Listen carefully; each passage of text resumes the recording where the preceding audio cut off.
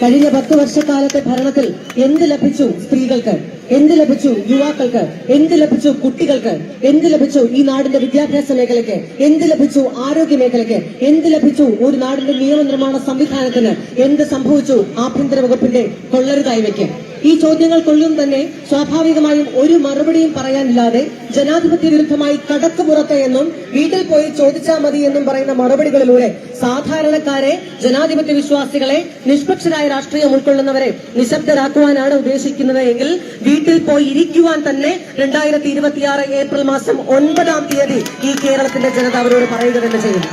നമ്മളെ സംബന്ധിച്ച് ഏറ്റവും ജനകീയനായ ജനപ്രതിനിധിയാണ് വേണ്ടത്. നമ്മുടെ നാടിന് ഏറ്റവും വിശ്വസിക്കാവുന്ന ഒരു ജനപ്രതിനിധിയാണ് വേണ്ടത്. നമ്മുടെ നാട് ഏറ്റവും കൂടുതൽ ആഗ്രഹിക്കുന്നത് ഈ നാടിന്റെ വികസനത്തിനായിട്ട് കോടാനുകോടി രൂപ ഒരു MLA-യുടെ കൈകളിലേക്ക് കൊടുക്കുമ്പോൾ അത് സ്വന്തം കീശയും സ്വന്തം കുടുംബവും വികസിപ്പിക്കുവാനായിട്ടല്ല ഉപയോഗിക്കേണ്ടത്, മറിച്ച് ഈ നാടിന്റെ പോരായ്മകളെയെല്ലാം തിരിച്ചറിഞ്ഞ് ഈ നാട്, ഈ ജനങ്ങൾ, ഈ നാട്ടിലെ ജനങ്ങൾ അർഹിക്കുന്ന വികസനങ്ങൾ കൊണ്ടുവരിക എന്നുള്ളതാണ്. പക്ഷെ ഇന്ന് കമ്മ്യൂണിസ്റ്റ് പാർട്ടി ഓഫ് ഇന്ത്യ എന്ന് പറയുന്ന CPI, എന്റെ കൂടി മുൻ പാർട്ടിയായിരുന്ന, കഴിഞ്ഞ 5 വർഷക്കാലം ഇടതുപക്ഷത്തിന്റെ ജനപ്രതിനിധിയായിരുന്ന CPI-യെ പ്രതിനിധീകരിച്ചിരുന്ന എനിക്ക് ആ പാർട്ടിയിൽ നിന്ന് പുറത്തേക്ക് ഇറങ്ങേണ്ടി വന്നത് 1000 രൂപയുടെയോ 10,000-ന്റെയോ ലക്ഷത്തിന്റെയോ ലക്ഷങ്ങളുടെയോ കോടിയുടെയോ കണക്കല്ല, കോടികളുടെ അഴിമതി ചൂണ്ടിക്കാണിച്ച് ഞാൻ കൊടുത്ത പരാതിയിൽ പത്തനംതിട്ട ജില്ലയിലെ ഒരു അഴിമതിക്കാരനായ ജില്ലാ സെക്രട്ടറിയെ തരം താഴ്ത്തേണ്ട, സംസ്ഥാന കമ്മിറ്റിയിൽ നിന്ന് ഒഴിവാക്കേണ്ട, ജില്ലാ സെക്രട്ടറി സ്ഥാനത്ത് നിന്ന് നീക്കം ചെയ്യേണ്ട സാഹചര്യം CPI-യുടെ സംസ്ഥാന കൌൺസിലിനുണ്ടായി. എന്നാൽ അത്തരത്തിൽ അഴിമതിക്കാരനായ ഒരു നേതാവിനെ പിന്നീട് ആ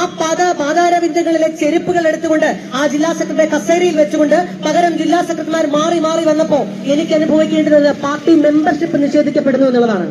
CPI-യുടെ സംസ്ഥാന സെക്രട്ടറിയായ സഖാവ് ബിനോയ് വിശ്വത്തോട് ഈ വിഷയം നേരിട്ട് പറയുമ്പോ, ഈ പ്രശ്നങ്ങളെ കുറിച്ച് പറയുമ്പോ, ഒരു സത്യസന്ധമായ പരാതി കൊടുത്തതിന്റെ പേരിൽ, ഒരു അഴിമതിക്കാരനെ പുറത്താക്കിയതിന്റെ പേരിൽ ആ പരാതി കൊടുത്ത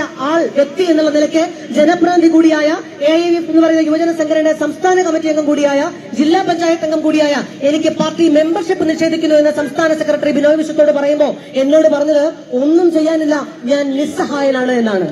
അതായത് അഴിമതിക്ക് കൂട്ടുപിടിക്കുന്നവർക്കല്ലാതെ, അഴിമതിക്ക് കരം കൊടുക്കുന്നവർക്കല്ലാതെ, അഴിമതിയുടെ കൈ പിടിക്കുന്നവർക്ക് മാത്രമേ എന്റെ കരങ്ങളുടെ ശക്തമായ പിൻബലം ഉണ്ടാവുകയുള്ളൂ എന്ന് മുഖത്തു നോക്കി പറയുവാൻ CPI-യുടെ സംസ്ഥാന സെക്രട്ടറിക്ക് കഴിഞ്ഞുവെങ്കിൽ ഈ മണ്ണ്, ഈ നാട്ടികയുടെ മണ്ണ് പറയുന്നുണ്ട് CPI-യുടെ അഴിമതിയുടെ ചരിത്രം എന്താണ് എന്ന്. കേരള രാഷ്ട്രീയത്തിലെ ആട്ടും തോലിട്ട ചെന്നായി ഇടതുപക്ഷ ജനാധിപത്യ മുന്നണിയിൽ നിന്നുകൊണ്ട് CPM-നെ വിമർശിച്ചുകൊണ്ട് CPI കാട്ടിക്കൂട്ടുന്നത്രയും അഴിമതിയാണ് എന്ന് വിളിച്ചു പറയുവാൻ ഈ കേരളത്തിലെ എല്ലാ ജനാധിപത്യ വിശ്വാസികൾക്കും ജനപ്രതിനിധികൾക്കും CPI-യുടെ സഹയാത്രികർക്കും മൗനമായി അനുവാദം കൊടുക്കേണ്ട സാഹചര്യം CPI-യുടെ നേതൃത്വത്തിന് പോലും പലപ്പോഴും ഉണ്ടായി വരുന്നുണ്ട്. ഒരു നാടിനെ അഴിമതി നിർമുക്തമാക്കുക എന്ന് വെച്ചാൽ ആ നാട്ടിലെ അഴിമതിക്കാരായ ജനപ്രതിനിധികളെ, അഴിമതിക്കാരായ രാഷ്ട്രീയം മുന്നോട്ട് വെക്കുന്നവരെ, അഴിമതിക്കാരായ മുന്നണിയെ പുറത്താക്കുക എന്നുകൂടിയാണ്. അതുകൊണ്ട് ഈ മണ്ണ്, ഈ നാട്ടികയുടെ മണ്ണ് അഴിമതി വിരുദ്ധമായ, ജനാധിപത്യ സംരക്ഷകരായ അഡ്വക്കേറ്റ് സുനിൽ ലാലൂരിനെ പോലെ ജനാധിപത്യ വിശ്വാസിയായ, ജനകീയനായ, ജനങ്ങൾക്കൊപ്പം ചിരിച്ചും കളിച്ചും കൈകൊടുത്തു നിൽക്കുകയും ജനങ്ങൾക്കൊപ്പം സഞ്ചരിക്കുകയും ജനങ്ങൾക്കൊപ്പം അഴിമതി വിരുദ്ധമായ നിലപാടെടുക്കുകയും